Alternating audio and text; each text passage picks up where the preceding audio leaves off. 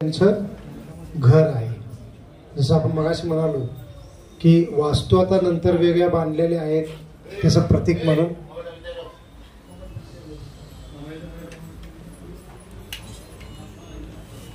तर वास्तू नंतर वेगळ्या थोडं आपल्याला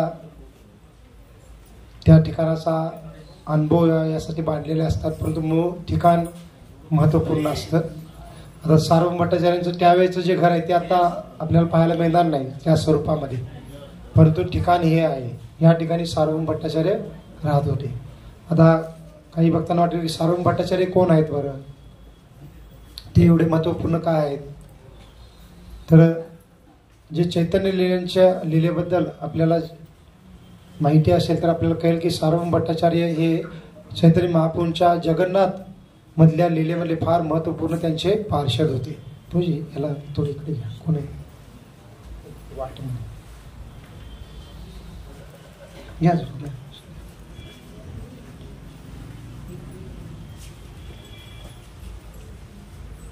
तर चैतन्य महाप्रभूंच्या लीलेमध्ये आपण पाहिलेलं आहे किंवा आपण बऱ्याच वेळा चर्चा केलेली आहे की महाप्रभूंचा प्राकट्य किंवा जन्म नवदीप मायापूरमध्ये झाला आणि त्यांच्या जीवनाचे पहिले 24 वर्ष चैतन्य महाप्रभू नवदीप मायापूरमध्ये राहिले. आणि चैतन्य महाप्रभू कोण आहेत? स्वयं कृष्ण आहेत, जे राधाराणीचा भाव धारण करून प्रकट झालेले आहेत. राधाराणीचा भाव किंवा राधाराणीचा जो आनंद आहे कृष्ण प्रेमामध्ये, तो आनंद अनुभवण्यासाठी. कारण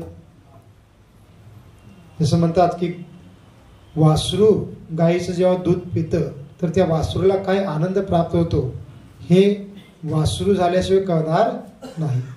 तसंच राधा राणी किंवा भगवंतांचे भक्त भगवंताची सेवा करून भगवंताप्रती प्रेम प्रकट करून काय आनंद प्राप्त करतात हे कृष्ण विचार करतात की मी स्वतः भक्त झाल्याशिवाय जाणू शकणार नाही. आणि भक्तांमध्ये सर्वात भक्त श्रेष्ठ भक्त कोण आहे? राधा राणी. म्हणून कृष्ण राधा राणीचा भाव धारण करून प्रकट होतात या कलियुगामध्ये. आणि मग ते कोणतं स्वरूप आहे? महाप्रभू चैतन्य महाप्रभूंचं. मग त्या स्वरूपामध्ये नवदीप मायापूरमध्ये भगवान प्रकट होतात. जवळजवळ पहिल्या ज्या आपल्या 24 वर्षाच्या लीला आहेत ते नवदीप मायापूरमध्ये प्रकट करतात. आणि वयाच्या 24 वर्षी मग महाप्रभू काय करतात? संन्यास शिक्षा ग्रहण करतात. त्याच्या अगोदर त्यांचा विवाह झाला होता. फार सुंदर अशी त्यांची पत्नी होती विष्णुप्रिया. त्याच्यानंतर त्यांची फार प्रेम अशी माता होती सची माता. आणि त्यांच्यासोबत फार चांगल्यापणे त्याचं जीवन चालू होतं. परंतु महाप्रभू समाजाला भक्तीचं ज्ञान देण्यासाठी एक भक्ती कशा पद्धतीने करायची हेचा आदर्श उदाहरण दाखवण्यासाठी प्रकट झाले होते. आणि हरिनाम संकीर्तनाचं जे काय आंदोलन आहे ते सुरू करण्यासाठी पण प्रकट झाले होते. आणि त्यासाठी मग भगवंत किंवा महाप्रभू काय विचार करतात? संन्यास घेण्याचा विचार करतात. आणि वयाच्या 24व्या वर्षी महाप्रभू संन्यास धारण करतात नवदीप मायापूरमध्ये असतानाच. आणि संन्यास धारण केल्या त्याच्या अगोदर बरेच लीला आहे चैतन्य महाप्रभूची. लहान असताना ते फार खोडकर होते. तरुण झाल्यानंतर संस्कृत व्याकरणमधले फार विद्वान पंडित बनतात. आणि नवदीप मायापूरमधील किंवा इतर सर्व भागातील विद्वानांना ते पराजित करत होते. आणि फार विद्वान म्हणून त्यांची ख्याती होती. परंतु अजून भक्तीचा भाव त्यांनी प्रकट केलेला नव्हता. परंतु जेव्हा ते त्यांच्या वडिलांचं साध्य करण्यासाठी गया या ठिकाणी जातात आणि तिथं जाऊन ईश्वरपुरी यांना भेटतात. ईश्वरपुरी हे माधवेंद्रपुरींचे शिष्य होते. तर ईश्वरपुरींना ते गुरु म्हणून स्वीकारतात गयामध्ये. आणि ईश्वरपुरींचा आश्रय ग्रहण केल्यानंतर मग ते त्यांचा जो वास्तविक भाव होता राधा राणीचा भाव तो प्रकट करू लागतात. भगवंताच्या प्रती प्रेम भाव प्रकट करू लागतात. आणि मग त्यानंतर पुन्हा नवदीप मायापूरमध्ये येतात गयेतून परत. तर त्यानंतर मात्र त्यांचं जे काही तरुण वयातलं जे कार्य होतं व्याकरण संस्कृत शिकवणं किंवा इतरांना पराभूत करणं भरपूर काही ते करत होते. तर ते सर्व थांबवून ते आता कृष्ण भक्तीचा भाव प्रकट करू लागतात. आणि त्याच्यानंतर मग शिवास अंगणमध्ये बऱ्याच कालावधीसाठी रोज रात्री ते आपल्या पार्षदांना घेऊन कीर्तन करणं, दिवसभर वेगवेगळ्या नवदीप भागामध्ये नगर संकीर्तन करणं, बऱ्याच लीला प्रकट करतात. आणि हे सर्व 24 वर्षापर्यंत लीला चालतात नवदीप मायापूरमध्ये. आणि नंतर मग आता या भक्तीचा प्रचार कार्य करण्यासाठी मग संन्यास घेण्याचं ते नियोजन किंवा निर्धार करतात. मग संन्यास घेण्याचं जे काही प्रसंग आहे तो फार हृदयस्पर्शी आहे. संन्यास घेत असताना मग विष्णुप्रियांना किती दुःख होतं, चैतन्य महाप्रभूंच्या ज्या माता होत्या सचीदेवी त्यांना काय दुःख होतं, त्यांचं दुःखाचं वर्णन भक्ती कृष्णदास कविराज गोस्वामी किंवा आपल्या ग्रंथामध्ये चैतन्य चरितामृत ग्रंथामध्ये आणि विश्वनाथ चक्र वृंदावनदास ठाकूर चैतन्य भागवतमध्ये फार विस्तारितपणे करतात. आणि एवढंच नाही तर नवदीप मायापूरमधले जे चैतन्य महाप्रभूचे पार्षद होते त्यांनाही फार दुःख होतं. हे सर्व विस्तारित वर्णन आहे. आणि मग ह्या सर्वांना एक प्रकारे विरहाची भावना प्रदान करून चैतन्य महाप्रभू संन्यास घेतात. आणि संन्यास घेतल्या घेतल्या त्यांची काही इच्छा होती की वृंदावनला जायचं. आणि वृंदावनला जाण्यासाठी ते निघतात पण, परंतु नित्यानंद प्रभू त्यांना काय करतात, म्हणजे एक प्रकारे दिव्य फसवणूक करून त्यांची कुठे घेऊन येतात, शांतीपूरमध्ये घेऊन येतात. शांतीपूर म्हणजे नवदीप मायापूरच्या जवळच एक ठिकाण आहे ज्या ठिकाणी अद्वैत आचार्य राहत होते. कारण नित्यानंद प्रभूंची काय इच्छा होती की चैतन्य महाप्रभू नवदीप मायापूरपासून दूर जायच्या अगोदर सर्व भक्तांना पुन्हा एकदा त्यांची भेट व्हावी आणि विशेष करून सची मातेंना पुन्हा एकदा चैतन्य महाप्रभूंची भेट व्हावी. आणि या उद्देशाने नित्यानंद प्रभू काय करतात, चैतन्य महाप्रभू वृंदावनला जात होते संन्यास घेऊन. कारण संन्यास घेण्यासाठी ते नवदीप मायापूरच्या पासून कटक नावाचं ठिकाण आहे त्या ठिकाणी येतात आणि तिथं संन्यास घेतात. ईश्वर भारती केशव भारती नावाचे एक संन्यासी होते, त्यांच्याकडून ते संन्यास घेतात. मग हे प्रसंग फार विस्तारितपणे चैतन्य चरितामृतमध्ये आहे, आपण थोडक्यात सांगत आहोत कारण आपल्याला वेळ कमी असतो. आणि मग संन्यास घेतल्यानंतर मग त्यांना कटक या ठिकाणातून वृंदावनला जायचं होतं. परंतु नित्यानंद प्रभू त्यांच्या सोबत होते आणि नित्यानंद प्रभू काय म्हणतात, ठीक आहे आम्ही पण तुमच्यासोबत वृंदावनला येतो. आणि नित्यानंद प्रभू काय करतात, चैतन्य महाप्रभू कटक मधून निघण्याच्या अगोदर पुढे जाऊन पुढच्या काही गावातील लोकांना काय सांगतात की चैतन्य महाप्रभू इथून येणार आहेत थोड्या वेळानंतर आणि ते वृंदावनला जाऊ इच्छित आहेत. आणि त्यांनी तुम्हाला वृंदावनचा रस्ता कोणता आहे हे जर सांगितलं तर तुम्ही काय करा, शांतीपूरचा रस्ता दाखवा, हा वृंदावनाचा रस्ता आहे म्हणून. आणि चैतन्य महाप्रभू एकदम भावविभोर होऊन कीर्तन करत चालत आहेत, त्यामुळे त्यांना ते ज्याला कळणार नाही आणि जे काही मार्ग दाखवले जातील ते त्या ठिकाणी जातील असा भाव नित्यानंद प्रभूंचा होता. आणि तसंच होतं. मग चैतन्य महाप्रभू कीर्तन करत एकदम दिव्य भावामध्ये मार्गक्रमण करत आहेत आणि जाता जाता वाटत येणाऱ्या लोकांना विचारत आहेत वृंदावनला जायला रस्ता कोणता आहे. तर रस्त्यातील लोक किंवा लहान मुलं पण चैतन्य महाप्रभूंना शांतीपूरचा रस्ता दाखवतात. आणि चैतन्य महाप्रभू वृंदावनला चालले म्हणून तसं चालत चालत कुठे पोहोचतात, शांतीपूरच्या ठिकाणी पोहोचतात. शांतीपूरला गंगा नदी आहे, गंगा नदीच्या किनारी पोहोचतात. आणि गंगा नदीच्या किनारी पोहोचल्यानंतर नित्यानंद प्रभूंनी पहिलाच अद्वैत आचार्यांना निरोप देऊन ठेवला होता की तुम्ही काय करा, चैतन्य महाप्रभूंना तुमच्या शांतीपूरमध्ये नेण्यासाठी बोट घेऊन नाव घेऊन गंगेच्या दुसऱ्या किनारी या. मग चैतन्य महाप्रभू जेव्हा गंगेच्या किनारी पोहोचतात तर पाहतात तर अद्वैत आचार्य नाव घेऊन येत आहेत. तर चैतन्य महाप्रभू आश्चर्यचकित होतात आणि अद्वैत आचार्य जवळ आल्यानंतर त्यांना विचारतात की हे अद्वैत आचार्य तुम्ही तर वृंदावनमध्ये काय करत आहात असं विचार का. कारण त्यांना वाटतं मी वृंदावनमध्ये पोहोचलेलो आहे. कारण नित्यानंद प्रभू म्हणतात की पहा आपण वृंदावनमध्ये पोहोचलेलो आहे आणि ही जी नदी आहे ही काय यमुना आहे, परंतु ती वास्तविक काय होती, गंगा नदी होती. तर मग अद्वैत आचार्य म्हणतात की हे महाप्रभू हे काही वृंदावन नाही, हे शांतीपूर आहे आणि यमुना नाही, ही काय गंगा आहे. मग त्यावेळेला चैतन्य महाप्रभू म्हणतात की पहा नित्यानंदी मला काय केलं, फसवलं. हे दिव्य प्रेम आहे. आणि वरून ते एक प्रकारे नित्यानंद प्रभूंच्या प्रती नाराजी प्रकट करतात, पण तो हृदयातून ते प्रसन्न होते. कारण नित्यानंद प्रभू आणि नित्यानंद प्रभू स्वयं कोण आहेत, बलराम आहेत आणि चैतन्य महाप्रभू कृष्ण आहेत. आणि कृष्ण बलराम यांच्यामध्ये काही अंतर नाही. आणि बलरामजींना पूर्णतः कृष्णाचा मनोभाव माहीत असतो. मग नित्यानंद पुन्हा पूर्ण माहीत आहे चैतन्य महाप्रभूचा अंतर्गत भाव काय. आणि त्यामुळे नित्यानंद प्रभू त्यांना शांतीपूरला घेऊन आले होते. मग चैतन्य महाप्रभू वरवरनं नाराजी दाखवतात, परंतु त्यांना प्रसन्नता झालीच होती की आपण पुन्हा आपल्या भक्तांना भेटत आहोत.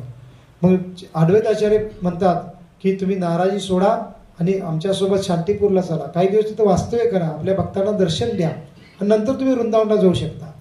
मग चैतन्य महाप्रभू ठीक आहे म्हणतात आणि अद्वैत आचार्यांच्या सोबत शांतीपूरला अद्वैत आचार्यांच्या घरी येतात. आणि नवदीप मायापूरच्या मधील सर्व भक्तांना निरोप पोहोचतो की चैतन्य महाप्रभू संन्यास घेऊन आता शांतीपूरमध्ये पोहोचलेले, तर सर्व भक्त आनंदित होतात आणि अद्वैताचार्य मग शांतीपूरमधनं काही भक्तांना पाठवतात. कोणाला आणण्यासाठी? सची मातेला आणण्यासाठी एक पालखी पाठवली जाते आणि सची मातांना पण घेऊन तिथं आणलं जातं. आणि इतर पण भक्त जसं हरिदास ठाकूर आहेत, मुरारी गुप्ता आहेत, किंवा वेगवेगळे जे पार्षद होते नवदीप मायापूरमध्ये गदाधर पंडित आहेत, तर हे सर्वजण त्या ठिकाणी चैतन्य महाप्रभूंना भेटायला येतात आणि पुन्हा तिथं मिलन होतं भक्तांचं. आणि चैतन्य महाप्रभू काही दिवस तिथं वास्तव्य करतात. सची माता पण आनंदित होते आणि सची माता मग प्रार्थना करते भगवंतांना, चैतन्य महाप्रभूंना, कारण आता संन्यास घेतलेला आहे, आता पुन्हा काही ज्यादा भेट होणार नाही. तर सची माता म्हणते कृपया आता काही दिवस मला तुमच्यासाठी म्हणजे भोग किंवा प्रसाद बनवण्याची मला अनुमती द्या. आणि मग सची मातेंना ती अनुमती दिली जाते आणि सची माता फार आनंदाने काही दिवस चैतन्य महाप्रभूंना भोग किंवा प्रसाद बनवतात. मग फार मोठी लीला आहे त्या ठिकाणी. आणि शेवटी मग चैतन्य महाप्रभू सची मातेंना म्हणतात काही दिवस राहिल्यानंतर, म्हणजे त्यांना सांत्वना देण्यासाठी की हे माता, मी फार एक काय म्हणतात की वेडेपणामध्ये हे कार्य केलेलं आहे संन्यास घेण्याचं. वास्तविक मला तुम्हाला दुःख द्यायचं नव्हतं, पण तुम्ही एक वेडेपणामध्ये कार्य केलेलं आहे आणि तुमची इच्छा असेल तर मी काय करेन, संन्यास सांगून तुमच्यासोबत आणि पुन्हा राहू लागेल. परंतु सची माता काय म्हणते, कारण ते एक म्हणजे भगवंतांच्या माता आहेत, शास्त्रांचं ज्ञान त्यांना माहीत होतं. ते म्हणतात की ते योग्य दिसणार नाही, तू संन्यास घेतलेला संन्यास घेऊन पुन्हा घरी राहणं ते योग्य दिसणार नाही. आणि त्यामुळे तू काय कर की वृंदावनला जाण्याची तुमची इच्छा आहे तर वृंदावनला न जाता तुम्ही काय करा, जगन्नाथपुरीला थांबा. कारण वृंदावन हे नवदीप मायापूरपासून फार लांब आहे, जगन्नाथपुरी पण लांब आहे, परंतु बंगाल आणि उडिसाचा भाग जवळजवळ असल्यामुळे एका रात्रीचं फक्त अंतर आहे, वृंदावनाचं ज्यादा अंतर आहे. आणि सची माता म्हणतात की तुम्ही जगन्नाथपुरीला जाण्यापेक्षा वृंदावनला जावा. का? कारण वृंदावनमध्ये जे कृष्ण आहेत असतात तेच कृष्ण जगन्नाथपुरीमध्ये जगन्नाथजींच्या रूपात वास करतात. आणि जगन्नाथपुरी वृंदावनमध्ये काही अंतर नाही आहे. आणि नवदीप मायापूरनं बरेच भक्त नेहमी जगन्नाथपुरीला जात असतात. आणि त्यामुळे तुमचा जे काही निरोप आहे, तुम्ही कसे आहात, काय आहात, हे सगळं मला कळत राहील आणि त्यानेच मी संतुष्ट राहील, असं सची माता म्हणतात. आणि मग हे ऐकून चैतन्य महाप्रभू पण संतुष्ट होतात आणि आपल्या मातेची इच्छा म्हणून चैतन्य महाप्रभू वृंदावन जाण्याचा निर्णय बदलतात आणि जगन्नाथपुरीला येण्याचा निर्णय करतात. पण तो आचार्य सांगतात की वास्तविक चैतन्य महाप्रभूंची पण अंतर्गत इच्छा काय होती, जगन्नाथपुरीमध्ये जाण्याची. पण अशा पद्धतीने भगवत प्रसंग घडवून आणतात जेणेकरून ते एका भक्तांची इच्छा पूर्ण करण्याच्या उद्देशाने मी जगन्नाथपुरीला आहे अशा पद्धतीने दाखवतात. पण चैतन्य महाप्रभूंची इच्छा होती जगन्नाथपुरीमध्येच वास्तव्य करण्याची. का?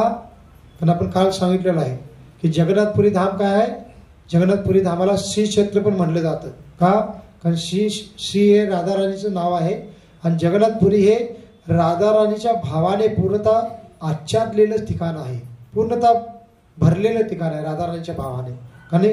कारण जगन्नाथजी हे राधाराणीच्या प्रेमामध्ये त्यांनी असं रूप प्रकट केलेलं आहे. आणि त्यामुळे चैतन्य महाप्रभूंना जगन्नाथपुरीमध्येच वास्तव्य करायची इच्छा होती.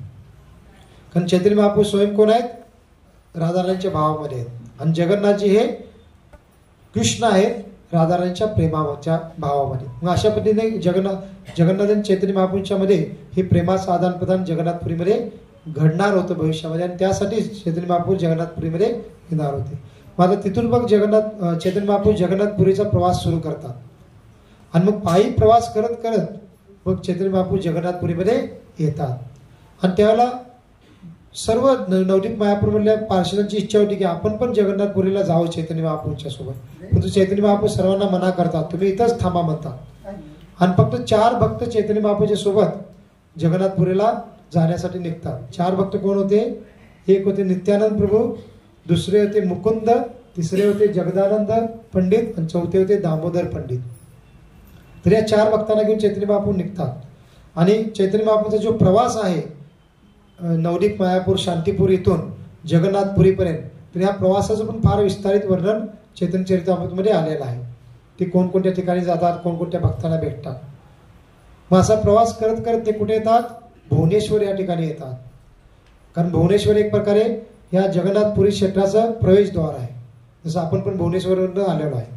आणि तिथून मग ते पायी प्रवास करत करत कुठे येतात, तर जगन्नाथपुरीच्या जी त्यावेळेची वेस होती, कारण प्रत्येक गावाला शहराला पूर्वी वेस असायची, तर त्यावेळेला जी वेस होती त्या वेशीच्या ठिकाणी एक नाला होता, जसं आपण वडा म्हणतो तसा नाला, आणि त्या ठिकाणाचं नाव आहे अटर नाला. मग आत्ता पण ते ठिकाण आहे, आपण तिथे जाणार नाही, पण तो आत्ता आहे ते ठिकाण. तर तिथंपर्यंत चैतन्य महाप्रभू येतात आणि त्या ठिकाणी ते एक छोटीशी नदी असल्याकडे होती, त्याच्यामध्ये स्नान करायचं होतं त्यांना, आणि ते स्नान करण्यासाठी जातात. आणि त्यांचा संन्यासाचा दंडा होता, संन्यासांना दंडा दिला जातो, तर तो दंडा होता. तो दंडा काय करतात, नित्यानंद पुन्हा देतात की तुम्ही सांभा आहे, मी स्नान करून येतो म्हणून. आणि भगवंत चैतन्य महाप्रभू जेव्हा स्नानला जातात तेव्हा नित्यानंद काय करतात, त्या दंड्याला पाहतात. आणि तो दंडा कोणता होता, एक दंडी. कारण चैतन्य महाप्रभूंनी मायावादी संन्यासाकडून संन्यास दीक्षा घेतली होती. आता काही जण म्हणतील चैतन्य महाप्रभू तर वैष्णव होते, भक्त होते, त्यांनी मायावादी संन्यासाकडून का संन्यास घेतला, तर त्याचं पण कारण आहे. का, कारण चैतन्य महाप्रभूंना प्रचार करण्यासाठी त्यांनी काही म्हणजे मान सन्मानासाठी संन्यास घेतला नव्हता. कशासाठी संन्यास घेतला होता, कारण त्या कालावधीमध्ये संन्यासी व्यक्तीला फार आदराने पाहिलं जातं, आणि संन्यासी व्यक्ती जे काही सांगत आहेत ते लोक स्वीकारत होते. आणि मग चैतन्य महाप्रभू जेव्हा ग्रहस्थ होते तेव्हा जेव्हा भक्तीचं ज्ञान इतरांना देत होते तर बरेच लोक त्यांची निंदा करायचे चैतन्य महाप्रभूंची. मग चैतन्य महाप्रभूंनी काय विचार केला की मी संन्यास घेतल्यानंतर मग हेच लोक काय करतील, मी जे काही सांगत आहे भक्तीचं ज्ञान ते स्वीकारतील. मग ह्यासाठी चैतन्य महाप्रभूंनी संन्यास घेतला होता. आणि मग संन्यास घेताना पण त्यांनी मायावादी संप्रदाय का निवडला, कारण त्यावेळेला त्या भागामध्ये वैष्णव संन्यासपेक्षा मायावादी संन्यासांना फार सम्मानित मानलं जात होतं आणि त्यांचं ज्यादा ऐकलं जात होतं. आणि म्हणून चैतन्य महाप्रभूंनी मायावादी संन्यासाकडून संन्यास घेतला. म्हणून त्यांचा जो दंडा होता तो एक दंडी होता, कारण मायावादी संन्यासी असतात ते एक दंडा धारण करतात, आणि जे वैष्णव संन्यासी असतात ते त्यांना काय म्हटलं जातं, त्रिदंडी संन्यासी. कारण त्यांच्या जो दंडा असतो त्यांच्या हातामध्ये त्याच्यामध्ये 3 दंडे असतात, आणि ते कशाचं प्रतीक असतं, काया मनसा वाचा. कारण जे मायावादी संन्यासी एक दंडा का धारण करतात, कारण त्यांचा भाव काय असतो, नारायण आणि आपल्यामध्ये काही अंतर नाहीये. आणि संन्यास घेतला म्हणजे आता आपण नारायण स्वरूप झालो, नारायणांमध्ये आपल्यामध्ये काही अंतर नाही, आपण एकरूप झालो म्हणजे एक झालो, म्हणून ते एक दंडा धारण करतात. पण तो वैष्णव संन्यासांचा भाव काय असतो की आपण आणि भगवान कधी एक होऊ शकत नाही, उलट आपण त्यांचे दास आहोत, आणि आपल्याकडे जे काया मनसा वाचा आपण जे धारण केलेले आहे त्याच्याद्वारे आपण भगवंताची सेवा करायची असते. आणि म्हणून वैष्णव संन्यास 3 दंडा धारण करतात, आणि त्याच्यामध्ये 3 जे दंडा एकत्र बांधलेले असतात ते कशाचे प्रतीक आहेत, काया मनसा वाचा. आणि त्यांनी आपले काया मनसा वाचा भगवंताच्या चरणी अर्पण केलेले किंवा हातात धारण केलेले, म्हणजे त्यांनी त्या काया मनसा वाचावर नियंत्रण प्राप्त केलेलं आहे, हे त्याचं प्रतीक असतं. मग नित्यानंद विचार करतात की चैतन्य महाप्रभू स्वयं कृष्ण आहेत, पूर्ण पुरुषोत्तम भगवंत आहेत, आणि त्यांना या दंड्याची काय आवश्यकता आहे. आणि पुढे जाऊन हा दंडा काय आहे, मायावादी संन्यासाचा दंड आहे. आणि असा विचार करून नित्यानंद काय करतात, त्या दंड्याचे 3 तुकडे करतात, है ना. हा संन्यास दंडामध्ये फार सन्माननीय मानला जातो, फार पूजनीय मानला जातो, परंतु नित्यानंद पण अवधूत आहेत, त्यांना कुठल्याही नियमाचं बंधन नाहीये. आणि ते कोण आहेत, बलरामजी आहेत, कृष्णांवर एक प्रकारे त्यांचा एक विशेष अधिकार आहे. आणि त्यावेळी नित्यानंद काय करतात, त्या दंड्याचे 3 तुकडे करतात, म्हणजे काय झालं, एका दंड्याचं काय झालं, त्रिदंड झाल्यासारखं. म्हणजे चैतन्य महाप्रभू वैष्णव संन्यासी दंडा झाला त्यांचा, असं ते विचार करतात. मग पहिला 3 तुकडे करतात, पुन्हा आणि विचार करतात की नाही, भगवान आपले चैतन्य महाप्रभूंना त्रिदंड पण स्वीकारण्याची काय आवश्यकता आहे, कारण ते स्वयं महाप्रभू आहे, म्हणजे भगवंत आहे, त्यांना काही नियमाचं बंधन नाहीये. असा विचार करून ते 3 तुकडे आहेत त्या नदीमध्ये टाकून देतात, वाहून सोडून देतात. आणि मग काय होतं, चैतन्य महाप्रभू जेव्हा स्नान करून परत येतात आणि कपडे ते परिधान करतात आणि नित्यानंद पुन्हा विचारतात की नित्यानंद माझा दंडा कुठे आहे, द्या परत.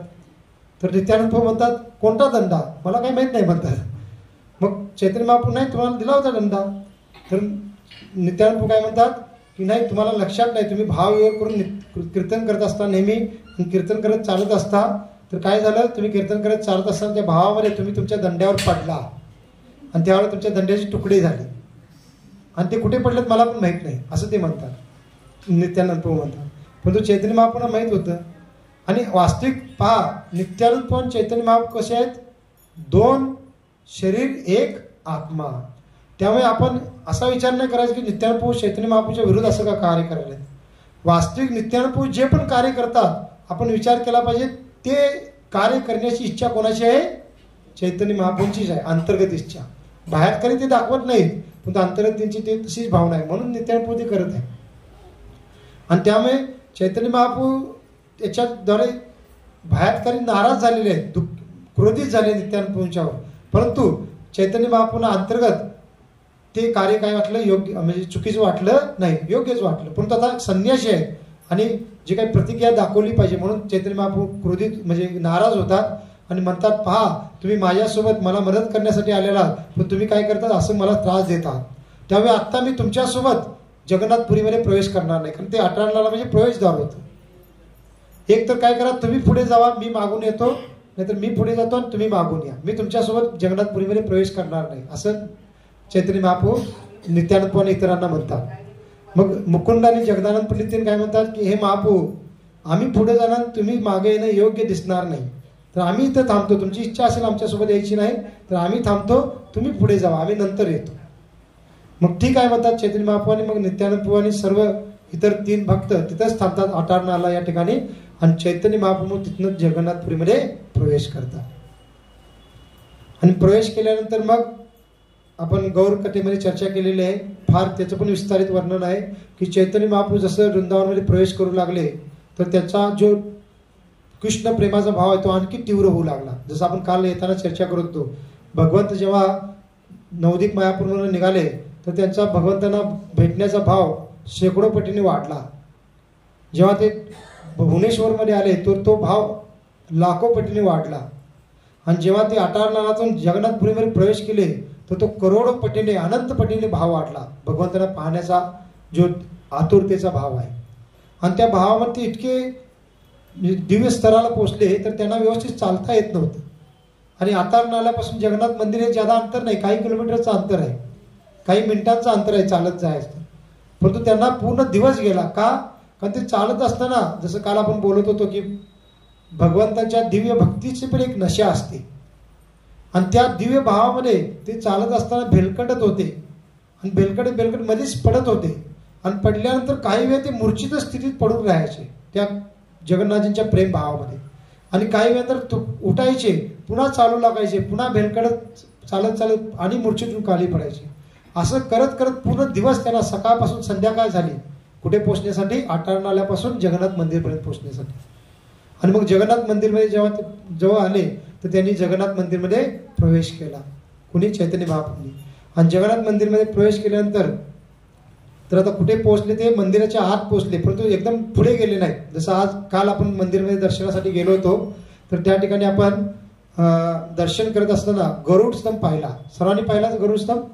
ठीक आहे. आत गेल्यानंतर थोडी गर्दी होती, पण तरी पण आपल्याला गरुड स्तंभची परिशीलना करता आली. तर तो जो गरुड स्तंभ होता त्याच्या मागच्या बाजूला एक चौकट आहे, तिथून ते बंद आहे मागचं. तर पहिला तिथून म्हणजे त्या चौकटीच्या बाहेरच्या बाजूने पण प्रवेश होता. तर तिथपर्यंत चैतन्य महाप्रभू आले, अजून गरुड स्तंभाच्या पुढे गेले नव्हते. गरुड स्तंभाच्या बाहेरच अजून होते. आणि तिथूनच चैतन्य महाप्रभूंनी जगन्नाथजींचं दर्शन केलं. आणि त्यांचा भाव एवढ्या उच्च स्तराला पोहोचला तर त्या ठिकाणी ते जगन्नाथजींचं पूर्ण नाव पण उच्चारू शकले नाहीत. जग जग जग असं अपुरं नावच उच्चारत एवढे तीव्र त्यांचा भाव झाला. त्या ठिकाणीच पुन्हा ते मूर्छेतून खाली पडले गरुड स्तंभाच्या अगोदरच. आणि सर्व तिथं जे लोक होते दर्शनासाठी आलेले, राजाचे काही शिपाई पण होते, पहारेकरी, ते सर्व पाहू लागले. सर्व धावपत तिथं आले की हा कोण आहे? तरुण मुलगा दिसत आहे आणि पेहरावानंतर हा संन्यासी वाटत आहे. आणि अचानक मूर्छित कसा पडला? काय झालं? असं सर्व चर्चा करू लागले. काही जण तर काही शिपाई काय करू लागले?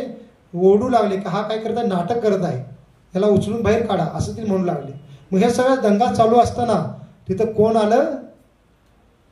ज्या घरामध्ये आज आपण बसलेलो आहोत सारुम भट्टाचार्य, ते तिथं आले. का?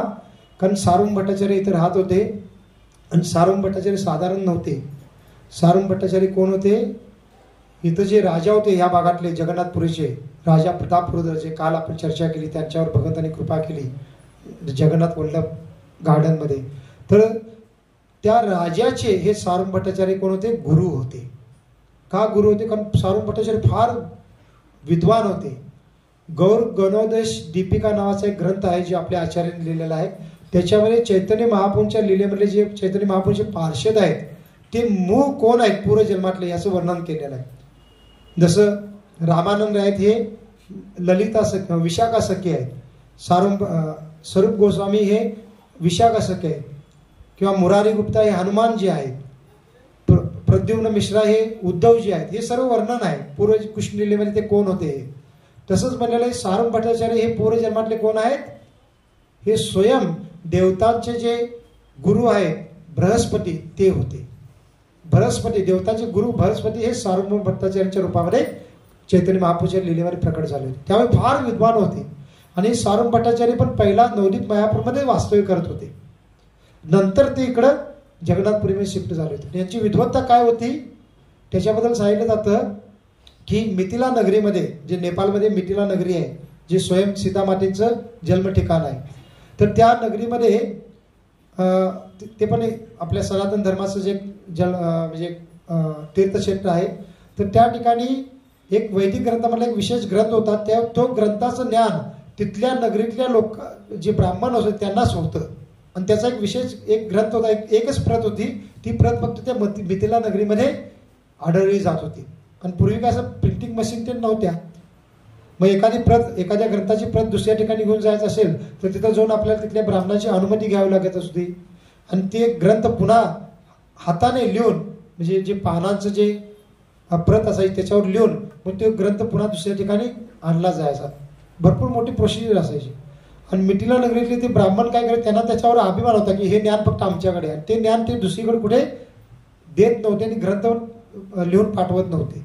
म्हणजे सारंग भट्टाचार्यांनी काय केलं होतं, ते मिथिला नगरीमध्ये जातात, तिथं काही दिवस वास्तव्य करतात आणि तिथल्या ब्राह्मणांची सेवा करून त्यांना प्रसन्न करतात आणि त्यांच्याकडून काय करतात, हे ज्ञान श्रवण करतात.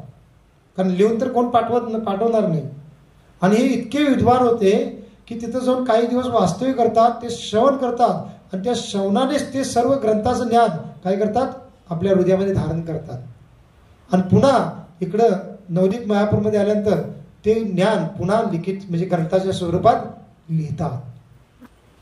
आणि ते मग ज्ञान इथं नवदीप मायापूरच्या लोकांना पण प्राप्त होतं. एवढे विद्वान होते बृहस्पती सारंग भट्टाचार्य. आणि त्यांच्या विद्वत्तेची ख्याती सर्व ठिकाणी पसरली होती. म्हणून राजाने स्वतः बोलवून त्यांना इथं स्थान दिलं होतं. कशासाठी, तुम्ही इथं या आणि तुम्ही काय करा, जगन्नाथ मंदिराचं पूर्ण नियोजन बघा. आणि त्यावेळेस सारंग भट्टाचार्य काय होते, जगन्नाथ मंदिराचे पूर्ण प्रमुख होते, सर्व नियोजन बघणारे त्यावेळेचे प्रतापरुद्र राजाच्या कालावधीचे. आणि ते सारंग भट्टाचार्य तेव्हा तिथं मंदिरमध्ये होते. चैतन्य महाप्रभू मूर्छित पडले त्यावेळेला. आणि ते येतात सर्व दंगा पाहता तर एक फार सुंदर तरुण मुलगा आहे आणि पैरावून तो संन्यासी वाटत आहे, तो खाली पडलेला आहे. तर ते सर्वांना बाजूला करतात आणि चैतन्य महाप्रभू असे पडले होते जणू काही ते मृत्यूच पावलेले. मग सारंग भट्टाचार्य काय करतात, छोटासा कापसाचा तुकडा मागवतात आणि तो महाप्रभूंच्या नाकासमोर पकडतात आणि तो कापूस थोडा हलू लागतो. मग सारंग भट्टाचार्य बघतात की हे जे संन्यासी आहेत हे अजून जिवंत आहेत आणि मूर्छित पडलेले आहेत, हे साधारण नाही आहे, हे फार दिव्य भाव प्रकट करत आहेत. कारण सारंग भट्टाचार्य पण फार विद्वान होते, शास्त्रांचं त्यांना ज्ञान होतं, अष्ट सात्विक भाव काय असतात हे त्यांना माहीत होतं. आणि ते जाणतात की हे जे संन्यासी आहेत हे भगवान जगन्नाथजींच्या दिव्य प्रेमा भावामध्ये मूर्छितून पडलेले आहेत.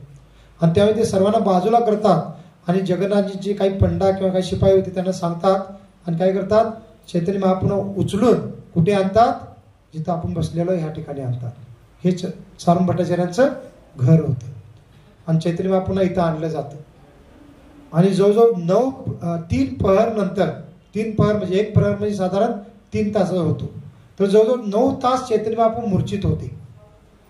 आणि तेवढ्यात काय होतं, जे मागे कोण राहिलं होतं, नित्यानंद प्रभू, मुकुंद, जगदानंद पंडित, दामोदर पंडित हे 4 जण मागे थांबले होते आटारनालापणे. कारण चैतन्य महाप्रभूंनी सोबत येऊ नका म्हणले होते. मग ते मागून चालत कुठे येतात, जगन्नाथ मंदिरपर्यंत येतात. आणि ते विचारतात की तुम्ही कोणाला नवीन संन्यासाला, तरुण संन्यासाला पाहिलेलं आहे का, असं त्या मंदिरच्या आवारामध्ये विचारू लागतात. मग तिथं त्यांना कळतं की एक संन्यासी आला होता, तो मूर्छित पडला होता आणि त्यांना सारंग भट्टाचार्य आपल्या घरी घेऊन गेलेले. मग नित्यानंद प्रभू, सर्व त्यांचे जे भक्त होते सोबत, ते सर्वजण इथे येतात आणि इथे येऊन पाहतात तर चैतन्य महाप्रभू मूर्छित पडलेले आहेत. आणि सारंग भट्टाचार्यानंतर हे कोण आहेत काहीच माहीत नव्हतं.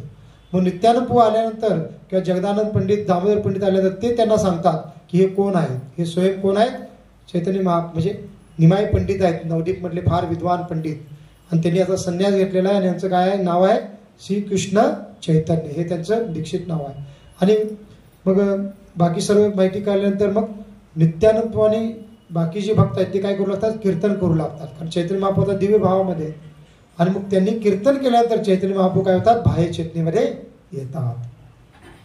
आणि मग सारंग भट्टाचार्यांना सांगितलं जातं की हे केशव भारती संप्रदायातून यांनी संन्यास दीक्षा घेतलेली आहे. मग बऱ्याच इथं प्रसंग आहेत वेगवेगळे. आणि त्याच्यानंतर सारंग भट्टाचार्य चैतन्य महाप्रभूंना ह्या ठिकाणीच राहण्याची व्यवस्था करतात. आणि महाप्रभू मग सुरुवातीचे जगन्नाथपुरीमध्ये आल्यानंतर सुरुवातीचे 2 महिने ह्या ठिकाणीच त्यांनी वास्तव्य केलेलं आहे.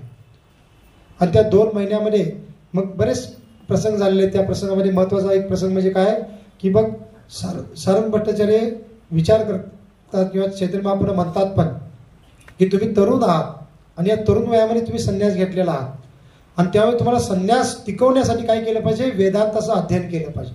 कारण सारंग भट्टाचार्य कोण होते, हे मायावादी म्हणजे साधक होते, संन्यासी नव्हते, गृहस्थ होते, परंतु मायावाद्यांचं ते पालन करणारे होते. आणि त्यामुळे ते भक्तीचं पालन करत नव्हते, वेदांताचं अध्ययन करणं आणि त्याचं ज्ञान दुसऱ्यांना देणं हे ते कार्य करायचे. आणि एवढे विद्वान असल्यामुळे इथं काय करायचे, मोठमोठे संन्यासी पण त्यांच्याकडून ज्ञान घ्यायला यायचे. वेगवेगळे फार विद्वान लोक त्यांचे शिष्य बनले होते सारंग भट्टाचार्यांचे, आणि ते त्यांना वेदांताचं ज्ञान द्यायचे. आणि त्यामुळे सारंग भट्टाचार्य एक वासल्य भावामध्ये, कारण सारंग भट्टाचार्य एक वडिलांच्या वयाप्रमाणे होते चैतन्य महाप्रभूंना, आणि चैतन्य महाप्रभू एक 24-1 वर्षाचे तरुण होते. तर मग ते काळजीने काय म्हणतात चैतन्य महाप्रभूंना की तुम्ही एवढ्या तरुण वयामध्ये संन्यास घेतलेला आहात, आणि तुम्हाला जर संन्यास टिकवायचा असेल तर तुम्ही काय केलं पाहिजे, वेदांताचं अध्ययन केलं पाहिजे, आणि मी तुम्हाला वेदांताचं ज्ञान शिकवतो. आणि चैतन्य महाप्रभू एकदम नम्रतेने, त्यांना काही बोलत नाही. आणि ह्या ठिकाणीच मग सारंग भट्टाचार्य काय करतात, चैतन्य महाप्रभूंना वेदांताचं ज्ञान देऊ लागतात. आणि ते ज्ञान देण्याचं कार्य किती दिवस चाललेलं आहे, 7 दिवस चाललं. आणि पहा इथं आपण मागानंतर आपण पाहू शकता 2 बैठक आहेत. इथं एका बैठकीवर सारंग भट्टाचार्य आणि एका ठिकाणी चैतन्य महाप्रभू बसलेले आहेत. तर असंच बसून सारंग भट्टाचार्यांनी 7 दिवस सलग चैतन्य महाप्रभूंना वेदांत सूत्रावर स्पष्टीकरण किंवा ज्ञान दिलं. आणि चैतन्य महाप्रभू काहीच बोलत नाही. आणि 7 दिवसात झाल्यानंतर सारंग भट्टाचार्य त्यांना म्हणतात की मी एवढं 7 दिवस तुम्हाला ज्ञान देत आहे, परंतु तुम्ही काही शंका विचारलेली नाही, काहीच तुम्हाला कळत आहे का नाही, काहीच बोलला नाही, मी जे काही सांगितलं तुम्हाला कळालं का नाही, असं सारंग भट्टाचार्य म्हणतात. तर त्यावेळेला मग चैतन्य महाप्रभू म्हणतात, काय म्हणतात की तुम्ही जे वेदांत सूत्रावर जे ज्ञान सांगत आहात ते काय आहे, जसं आकाशामध्ये सूर्य असतो तर त्या सूर्याच्या समोर जर ढग आले तर त्या ढगाच्याद्वारे काय होतं, सूर्य झाकला जातो. तर काय होतं, तुम्ही काय करतात, वेदांत सूत्रावर स्वयं व्यासमुनींनीच भागवतमच्या स्वरूपात पूर्णतः स्पष्टीकरण दिलेलं आहे. आणि श्रीमद भागवतम हे वेदांत सूत्रावर असणारं स्वयं व्यासमुनींनी दिलेलं स्पष्टीकरण आहे. आणि त्याच्यावर आणखीन स्पष्टीकरण देण्याची आवश्यकता नाही, परंतु तुमचं स्पष्टीकरण म्हणजे काय, सूर्याला आच्छादित करणाऱ्या ढगाप्रमाणे आहे. का, कारण सारंग भट्टाचार्य काय करत होते, मायावादी तत्वज्ञानाच्या दृष्टिकोनातून स्पष्टीकरण देत होते. मग हे ऐकल्यानंतर सारंग भट्टाचार्य एकदम आश्चर्यचकित होतात, कारण ते एवढे विद्वान होते, असं त्यांना कधी कोणी बोललेलं नव्हतं. परंतु चैतन्य महाप्रभू एकदम आदराने त्यांचा रिस्पेक्ट करतच ते बोलतात. मग सारंग भट्टाचार्य म्हणतात की ठीक आहे, तुम्हाला माझं स्पष्टीकरण योग्य वाटलं नसेल तर तुमचं काय स्पष्टीकरण आहे सांगा. मग चैतन्य महाप्रभू म्हणतात, मी तर फार मूर्ख आहे, परंतु मी माझ्या गुरूंकडून जे काही श्रवण केलेलं आहे किंवा ज्ञान प्राप्त केलं ते मी सांगण्याचा प्रयत्न करतो. आणि त्यावेळेला चैतन्य महाप्रभू काय करतात, स्वतः वेदांत सूत्रावर स्पष्टीकरण देतात. आणि ते स्पष्टीकरण इतकी विशेष होतं की सारंग भट्टाचार्यांनी जे स्पष्टीकरण दिलं होतं त्या स्पष्टीकरणाला काही स्पर्श न करता चैतन्य महाप्रभू आणखीन फार विशेष पद्धतीने स्पष्टीकरण देतात. आणि ते स्पष्टीकरण ऐकल्यानंतर सारंग भट्टाचार्यांच्या हृदयामध्ये परिवर्तन होतं, किंवा त्यांना म्हणजे वाटू लागतं की असं स्पष्टीकरण एखादा साधारण व्यक्ती देऊ शकत नाही. आणि ह्या प्रसंगाच्या अगोदर आणखीन एक प्रसंग घडला होता, तो म्हणजे काय, कारण सारंग भट्टाचार्य जेव्हा म्हणत होते इतरांना पण की हा तरुण मुलगा याने संन्यास घेतलेला, याला संन्यास शिकवण्यासाठी वेदांत सूत्राचं अध्ययन केलं पाहिजे, असं जेव्हा ते बोलायचे इतरांना, तर तेव्हा सारंग भट्टाचार्यांचे एक नातेवाईक इथं राहत होते या भागातच. त्यांचं नाव होतं गोपीनाथ आचार्य. आणि गोपीनाथ आचार्य पण पहिला नवदीप मायापूरमध्ये राहत होते. आणि त्यांना मात्र पूर्ण विश्वास होता, कारण ते भक्त होते. आणि त्यांना विश्वास काय होता की चैतन्य महाप्रभू कोण आहे, स्वयं कृष्ण आहे. मग ते गोपीनाथ आचार्य सारंग भट्टाचार्यांना म्हणायचे की तुम्ही चैतन्य महाप्रभूंना साधारण व्यक्ती का समजतात आणि त्यांना तुम्ही ज्ञान देऊ इच्छिता असं का म्हणता. चैतन्य महाप्रभू साधारण नाही, ते स्वयं कृष्ण आहे आणि तुम्ही त्यांच्याबद्दल असं विचार करू नका, असं कोण म्हणत होते. गोपीनाथ आचार्य नेहमीच सारंग भट्टाचार्यांना म्हणायचे. परंतु सारंग भट्टाचार्य गोपीनाथ आचार्यांना काय म्हणायचे, तुम्ही भावनिक आहात आणि भावनेमध्ये तसं म्हणत आहात. आणि हे जर स्वयंकृष्ण आहेत तर याचा कुठे उल्लेख आहे शास्त्रामध्ये, असं म्हणून ते काय करायचे, चैतन्य महाप्रभूंना स्वयंकृष्ण म्हणून स्वीकारत नव्हते. परंतु जेव्हा ह्या प्रसंगामध्ये 7 दिवसाचा हा जो प्रसंग झाला आणि शेवटी जेव्हा चैतन्य महाप्रभूंनी वेदांत सूत्रावर विशेष स्पष्टीकरण दिलं आणि ते स्पष्टीकरण जेव्हा सारंग भट्टाचार्य ऐकतात त्यावेळेला मात्र त्यांच्या हृदयामध्ये परिवर्तन होतं. आणि ते मग हवाऊ स्वीकारावं लागतात की साधारण व्यक्ती असं स्पष्टीकरण देऊ शकत नाही. आणि खरोखर हे जे चैतन्य श्रीकृष्ण चैतन्य संन्यासी आहेत हे कोण असणार आहे, स्वयं कृष्णच असणार आहे. आणि भगवंताच्या कृपेने त्यांच्या हृदयामध्ये परिवर्तन होतं आणि ते भगवंतांना शरण जातात. कोण, सारंग भट्टाचार्य या ठिकाणीच. आणि चैतन्य महाप्रभूंना स्वयं कृष्ण म्हणून स्वीकारतात. आणि मग चैतन्य महाप्रभू आणखी त्यांच्यावर कृपा करण्यासाठी या ठिकाणीच इथं असेल, मागे एक फोटो आहे आपण नंतर पहा. तर चैतन्य महाप्रभू काय करतात, सारंग भट्टाचार्यांना षडभुज रूपामध्ये दर्शन देतात. षडभुज रूप म्हणजे काय की चैतन्य महाप्रभूने असं रूप प्रकट केलं, त्या रूपामध्ये त्यांना 6 हात आहेत. त्या 6 हातामध्ये काय आहे, 2 हातामध्ये चैतन्य महाप्रभू बासुरी वाजवत आहेत. 2 हातामध्ये एका हातामध्ये बाण आहे, एका हातामध्ये धनुष्य आहे. अशा पद्धतीने 2 हात होते. आणि पुढचे 2 हात त्याच्यामध्ये काय आहे, एका हातामध्ये दंडा आहे, संन्यास दंडा, आणि दुसऱ्या हातामध्ये कमंडलू आहे. तर हे कशाचं प्रतीक आहे, जसं 2 हातामध्ये बासुरी म्हणजे काय, कृष्ण 2 हातामध्ये बासुरी घेतात आणि 2 हातामध्ये बाण आणि धनुष्य म्हणजे प्रभू रामचंद्र, आणि 2 हातामध्ये कमंडलू आणि दंडा आहे म्हणजे श्री चैतन्य महाप्रभू संन्यास रूप. मग ते दाखवतात त्या रूपामध्ये की कृष्ण प्रभू रामचंद्र आणि माझ्यामध्ये काही अंतर नाही. आणि केव्हा दाखवतात, जेव्हा सार्वभौम भट्टाचार्य चैतन्य महाप्रभूंना कृष्ण म्हणून स्वीकारतात. कारण भगवंत हे तमाम प्रपंचते तान तथैव भजाम्यहम्. भगवान काय करतात, जो ज्या भावनेने त्यांच्याकडे येतो त्या भावनेने त्याच्याचे आदान प्रदान करतात. मग सार्वभौम भट्टाचार्य जोपर्यंत त्यांना कृष्ण म्हणून स्वीकारत नव्हते तोपर्यंत भगवंताने त्यांना साक्षात्कार दिला नाही. परंतु ह्या प्रसंगातून सार्वभौम भट्टाचार्यांनी जेव्हा चैतन्य महाप्रभूंना कृष्ण म्हणून स्वीकारलं तेव्हा भगवंताने त्यांना षडभुज दर्शन दाखवलं. मग ही लीला या ठिकाणी प्रकट झाली. आणि म्हणून आणि त्याच्यानंतर मग सार्वभौम भट्टाचार्यांनी 2 महिने चैतन्य महाप्रभूंना इथंच ठेवून घेतलं, त्यांची सेवा केली. आणि भरपूर मग फार मधुर लीला आहेत की त्यानंतर सार्वभौम भट्टाचार्य एवढे म्हणजे श्रेष्ठ भक्त बनतात, स्वतःला ते कोसू लागतात की मी माझं आयुष्य वाया घालू मायावादाच्या ज्ञानामध्ये. आणि त्यानंतर ते फार श्रेष्ठ भक्त बनतात, चैतन्य महाप्रभूचे अनुयायी बनतात. अनेक विशेष लीला मग त्याच्यानंतर घडली. एक दिवस चैतन्य महाप्रभू जगन्नाथजीचं दर्शन करून येतात आणि स्वतःसोबत एक जगन्नाथजीचा प्रसाद घेऊन येतात. आणि सार्वभौम भट्टाचार्यांच्या घरी येतात आणि सार्वभौम भट्टाचार्य झोपलेले होते तर त्यांना उठवतात चैतन्य महाप्रभू आणि त्यांना प्रसाद हातामध्ये देतात. आणि प्रसाद हातात आल्या सार्वभौम भट्टाचार्य काय करतात, अजून आंघोळ केलं नाही, काहीच केलं त्यांनी, ते लगेच ग्रहण करतात. मग चैतन्य महाप्रभू त्यांना उपासात्मक बोलतात की हे सार्वभौम भट्टाचार्य तुम्ही असं का करतात, तुम्ही तर फार नियमाचं पालन करत होता. कारण जे स्मार्ट ब्राह्मण असतात, मायावादी लोक असतात ते तथाकथित भरपूर नियमाचं पालन करतात. परंतु भक्त असतात, भक्त बऱ्याच वेळेला थोडं नियमाचं उल्लंघन करतात म्हणजे काही विशेष प्रसंगामध्ये. तर सार्वभौम भट्टाचार्य म्हणतात की तुम्ही अजून स्नान केला नाही, संध्यावंदन केलं नाही, तरी पण तुम्ही लगेच भोजन कसं ग्रहण केलं, तुम्ही असं कधी करत नव्हता. तर सार्वभौम भट्टाचार्य काय म्हणतात चैतन्य महाप्रभूंना, हे महाप्रभू ही तर सर्व काही तुमच्या कृपेचे प्रकटीकरण आहे. कारण काय केलेलं, तुम्ही माझ्या हृदयामध्ये जे काही कोडं मायावादाचं ज्ञान होतं, निराकाराचं ज्ञान होतं, तुम्ही काय केला, नष्ट केलेलं आहात आणि माझ्या हृदयामध्ये भक्ती प्रकट केलेला आहात. आणि जगन्नाथजींचा प्रसाद म्हणजे स्वयं जगन्नाथजींचं स्वरूप आहे. आणि जगन्नाथजींचा प्रसाद केव्हाही एखाद्या व्यक्तीसमोर येईल तर त्यांनी कोणताही मागचा पुढचा विचार न करता त्याला लगेच ग्रहण केलं पाहिजे. आणि म्हणून मी जे काही केलं ते काही चुकीचं नाहीये असं सार्वभौम भट्टाचार्य म्हणतात. आणि चैतन्य महाप्रभू हे पाहून आणि ऐकून फार आनंदित होतात. का? कारण चैतन्य महाप्रभूंना कळतं की सारंग भट्टाचार्य आता एक निराकार मायावाद्यापासून आता पूर्ण श्रेष्ठ भक्त बनलेले. मग हे सर्व प्रसंग ह्या ठिकाणी घडले. आणखीन बरेच लीला घडलेले आहेत.